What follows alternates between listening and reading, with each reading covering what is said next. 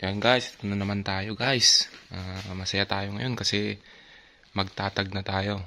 Na-receive natin kahapon yung ating tags, first batch ng ating mga tags. Yan. May 222, 508. Tapos lumabas na rin yung registered natin pumasa na rin yung foundation. May type 12 pa dito Ayan. Ngayon, i-share ko lang sa inyo yung tinatawag naming RA o Result of Laboratory Analysis. Ito siya guys. Ayan. Shout out pala kay Sir Julito Claviron ng Region 2 OSC Chief NSQCAS. Ayan. Ito. Bureau of Plant Industry. At saka kay Sir Gerald M. Pascual na si inspector natin. Pati si Sir Ace. Ayan mga. Ano po ba ito? Ito po yung resulta ng ating seeds. Andito po yung mga naka-indicate po dito yung kung gaano yung mga purity niya. Yung mga kung may mga other crop varieties, ayan, 0 ang weed seeds. Other varieties, meron siyang 12 grains. Pag yung 20 yung nakita po dyan sa 12 na other varieties, automatic po yan, babagsak na po yan. Ano po? Tapos ang germination dapat 85 above. Kaya 85 above para pumasa. Ayan siya. Approved for our certification as certified seeds. Ayan. Dapat ito po yung nagpapatunay na nakapag-produce po tayo ng certified at registered seeds. Ayan po, na dumaan po mismo sa Bureau of Plant Industry and SQCS, National Seed Quality Control Services. Ito po kasi yung kasama na itong tag, itong RA. Hindi po tatanggapin ng ating kooperatiba at ng DA kung ilalagay na nila doon kung wala itong RA. Kasi ito po yung dokumento niya Ito po yung nagsisilbing documents niya na nagpapatunay na dumaan talaga siya sa quality sa NSQCS, guys.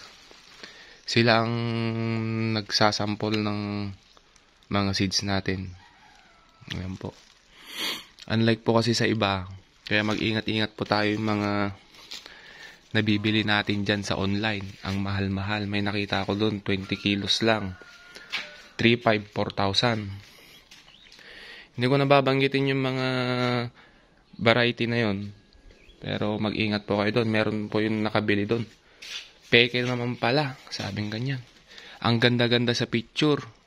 Tapos, nung tinanim namin, NCRC 480 lang pala yun. Ayan.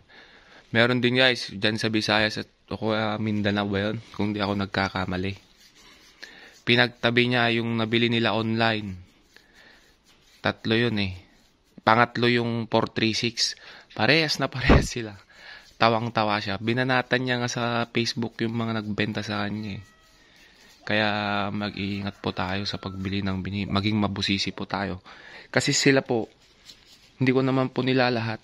Wala po silang ganito, wala po silang source. Hindi nila pinapa-sample, hindi nila pinapa-analyze yung mga seeds na binebenta nila.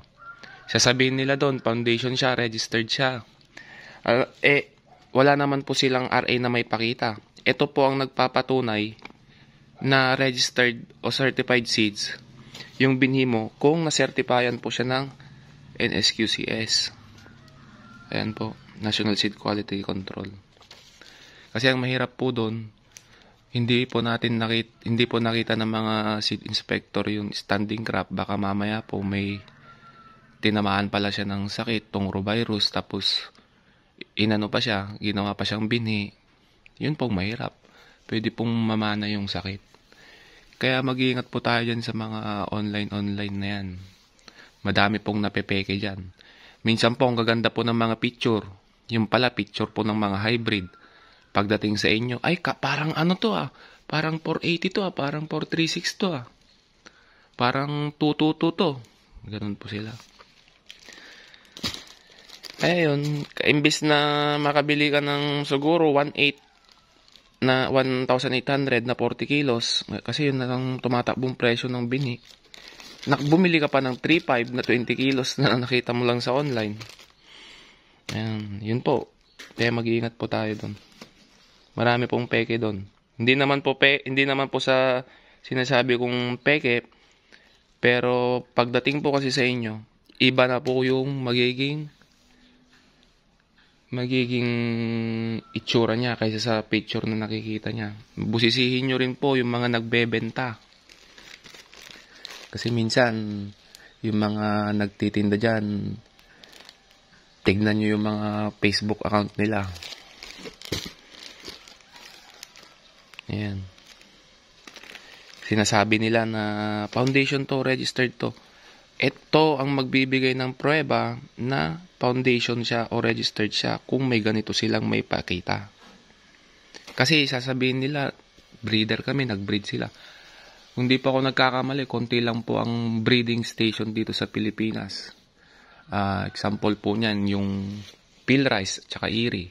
Yan po ang mga breeding station natin ng seeds. Ayan po, yun lamang po at maraming salamat. Paki-like and subscribe naman po sa mga hindi pa po nakapag-subscribe sa atin. Salamat po.